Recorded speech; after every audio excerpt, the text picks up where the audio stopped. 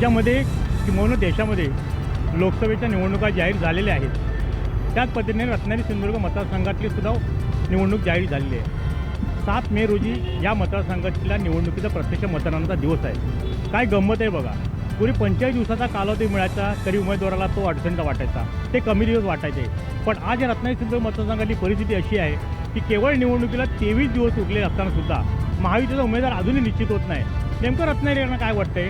Time टीव्हीच्या माध्यमातून आपण रत्नागिरीच्या शनिवार बाजारपेठेत जे आठवडा बाजार भरतो त्या ठिकाणी आपण त्या लोकांना त्या ठिकाणी आलेल्या लोकांना प्रत्यक्ष विचारूया की तुम्हाला नेमकं ह्या संदर्भात काय वाटतं आणि रत्नागिरीमध्ये नेमकी हवा कोणाची आहे, कोणाला मतदान करू इच्छितात, या लोकांमध्ये नेमकं मनात काय चाललं आहे त्याचा आपण प्रत्यक्ष रत्नागिरीकरांशी संवाद साधूनच आपण त्यांच्याशी जाणून घेऊया टाईम टीव्हीच्या माध्यमातून.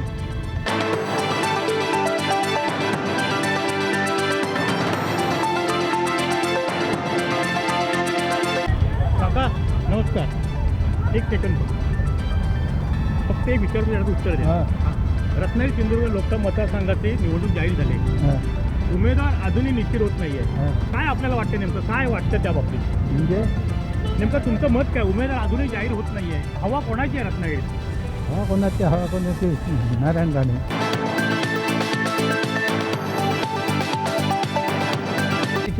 तर आमच्या मनात भैया शेठ सामंत आहेत आणि आम्ही अशी अपेक्षा करतो की पक्षश्रेष्ठींनी त्यांना उमेदवारी द्यावी आणि 100% आम्ही त्यांना निवडून आणण्याचे प्रयत्न करू. ही आमची मुस्लिम समाजातर्फे किंवा आमच्या तरुणाईतर्फे आमची ही विनंती आहे की त्यांना तिकीट मिळावं आणि आम्ही त्यांच्यासाठी काम करणार. तरी विनायक राऊत साहेबांचे आहे आणि विनायक राऊतशिवाय पर्याय नाही दुसरा कोणाला रत्नागिरी उमेदवार अजून जाहीर होत नाही, नेमकं काय कारण? कारण थोडेसे घाबरले असतील विरोधीवाले, कोण उभे करणार काय करणार आणि विकास कुणी करायचा हे समजेलच थोड्या दिवसात. ओके. तो मतदारसंघात नेमकी आता हवा कोणाची आहे? हवा ती मला वाटतं मशालची आहे. हां, मशालची.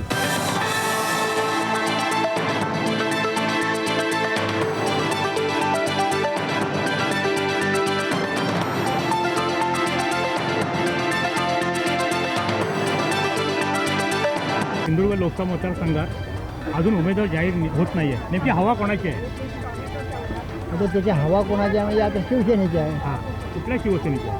आता ठाकरे. हां, त्यांची हवा आहे. हो, उमेदवार जाहीर होत नाही अजून नाही महायुतीचा. त्यांचं झालं की काय त्यांचा होत नाही, समोरच्यांचा काय? आता त्यांचं होत नाही की त्यांच्यामधले आपसमधले काय लफडे ते आता आपण कसं ठरवणार?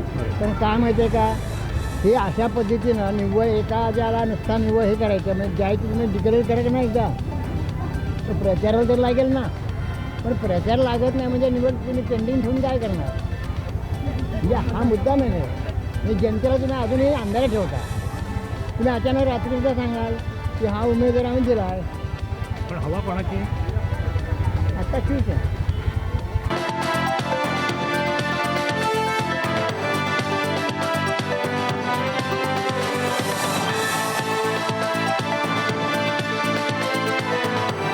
निवडणूक लागली, नेमकी हवा कोणाची आहे? रत्नागिरी सिंधुदुर्ग लोकसभा मतदारसंघावरती शिवसेना शिंदे गट किरण सामंत यांची रत्नागिरीमध्ये हवा आहे.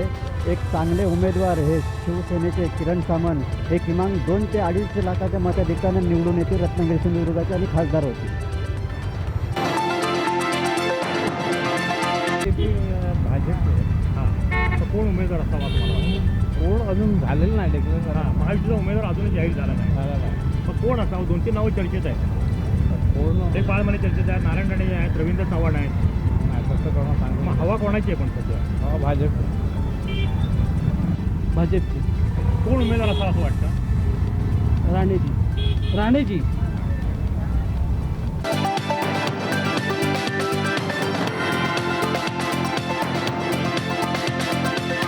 पण काय हवा काय वाटतं, कसा उमेदवार असावा लोकसभेला?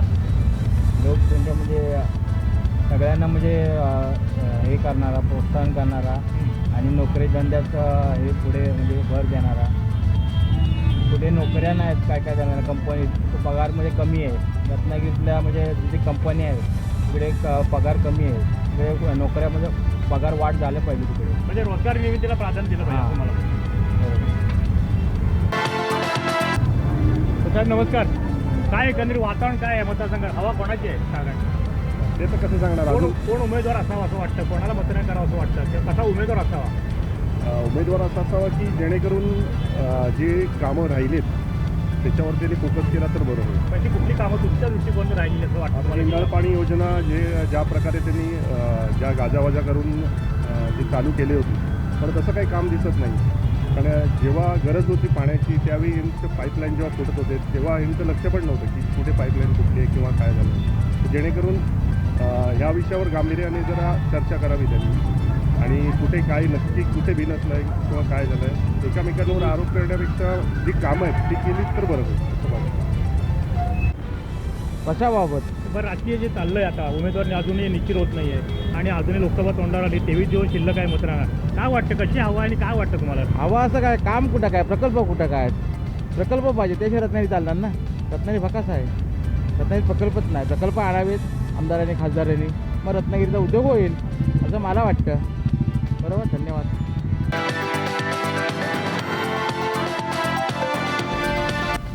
लोकसभा निवडणूक आली तोंडावरती आलेली आहे. बरोबर. आपल्या दृष्टीने हवा कोणाची नाही, कसा लोकसभेला उमेदवार असावा आणि तुमची त्यांच्याकडनं काय अपेक्षा आहे? लोकाभिमुख कार्यक्रम करणारा म्हणजे व्यवसायाला प्रोत्साहन मिळेल, त्यांना सपोर्ट होईल असा उमेदवार असलेलं जास्त चांगलं होईल. तुमच्या व्यवसायाची निगडीत तुम्हाला अपेक्षित काय असावं, काय मार्केटची परिस्थिती आणि भविष्यात काय करावं लागतं? सध्या मार्केटची दयनीय स्थिती आहे. कस्टमर वॉकिंग नाही आहे. दिवसभरामध्ये बसून बसून कंटाळा येतो, कस्टमर येतच नाही. लोकांची कोविडपूर्वी जी परिस्थिती होती तशी आता राहिलेली नाही आहे. आता लोक जपून सगळा व्यवहार करतात, अशी सगळी हा कंडिशन. बदल होण्यासाठी काय अपेक्षा आहे तुम्हाला? बाबा ग्राहक वर्ग वाढला पाहिजे म्हणजे नेमकं इथं काय झालं पाहिजे असं तुम्हाला वाटतं? तर ग्राहकांच्या मनामध्ये जे काय भीती असेल किंवा काय ती निघाली पाहिजे, किंवा पैसे मी खर्च केले तर माझ्याकडे परत पैसे येतील की नाही याची आत्ता शाश्वती लोकांना नाही. काही त्याला कारणं असतील काय माहिती नाही, पण आत्ताची कंडिशनचं निदान माझ्या मनात तरी अशीच आहे की माझ्याकडे आता 100 रुपये आहे, ते मी जर खर्च केले बिंदास तर ते परत येतील याची गॅरंटी काय नाही. कारण व्यवसाय सध्या ठप्प आहे, मार्केटमध्ये चलन पण काही दिसत नाही, अशी आता सध्याची कंडिशन आहे.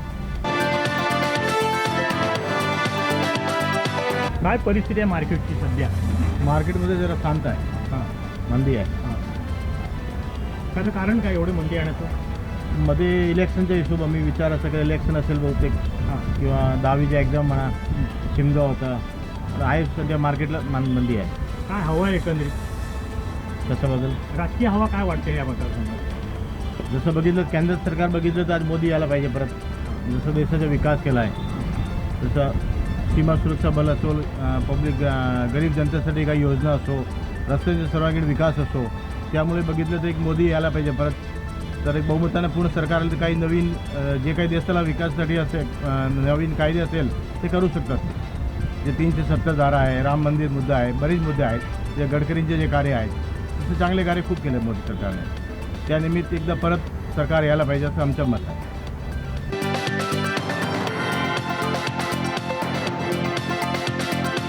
काय वाटतं तुम्हाला? हवा मोदींची पण आहे, हवा आघाडीची पण आहे, पण मला असं वाटतं की मोठ्या प्रमाणात मोदींच्या बाजूने मतदान होईल. अजूनही महायुतीचा उमेदवार जाहीर होत नाही, काय वाटतं नेमकं 22 महायुतीचा उमेदवार त्यांच्या स्ट्रॅटेजीनी तो जाहीर होत नाही असं वाटतं मला. त्यांचंही ठरलेलं असेल काहीतरी, पण आयत्या वेळी जाहीर करायचं. काय वाटतं जी 2-4 नावं चर्चेत आहेत त्याच्यामध्ये तुम्हाला असं कोण असावं? दादाच येणार, राणेसाहेबांनाच उमेदवारी मिळणार. तर कसा असा उमेदवार का उमेदवार असा असावा की जेणेकरून लोकांच्या ह्या अडचणी, आता इकडे सुद्धा ट्रॅफिक एवढं होतं, भरपूर होतं, त्याच्यामुळे जरा अडचणी होतात जायला यायला.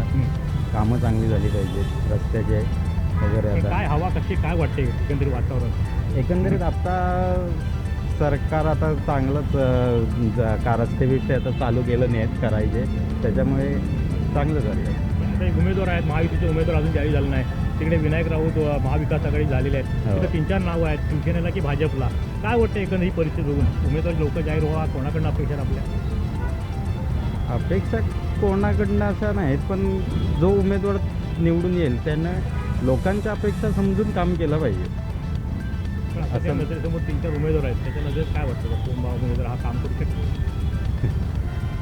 त्या काय वाटतं आपल्या मित्रपर्यंत आपण चर्चा करतात तेव्हा विकासासाठी नेमका महाराष्ट्रामध्ये परिस्थिती सगळी बघून नेमकं आपल्याला काय करावं पाहिजे, काय करणं गरजेचं आहे? आणि आपल्या भावना काय आहेत उमेदवाराबद्दल? उमेदवाराकडनं भावना म्हणजे असं की जनतेचं हित केलं नाही पाहिजे. आपण आता बघितलं की टाइम टीच्या माध्यमातून हवा कोणाची, लोकांच्या मनात नेमकं काय आहे, उमेदवार कसा असावा आणि लोकांच्या काय अपेक्षा आहेत ह्या आपण आता जाणून घेतल्या. काहींच्या असे विकास कामाला प्राधान्य देणार असावा, काही म्हणतात मोदींची हवा आहे, काही म्हणतात उद्धव ठाकरे गटाला आपण मतदान करू किंवा उमेदवार त्यांचा असावा. असे वेगवेगळे मतं आपल्या रत्नागिरीकरांनी या आठवडा बाजारमध्ये व्यक्त केलेली आहेत. आता नेमका येणारी निवडणूक आणि त्याच्यानंतर लागलेला निकाल निश्चिती झाल्यानंतरच यांच्या मनातला कौल हा नेमका प्रत्यक्षात मतपेटीत उमटेल, तेव्हा समजेल की रत्नागिरीकरांनी नेमकं कोणाकडे कौल दिला आहे आणि कोणाच्या बाजूने विजयाची नांदी दिली आहे. टाइम डिजिटलकरता किशोर मोरेसह दीपक मोहिते, रत्नागिरी.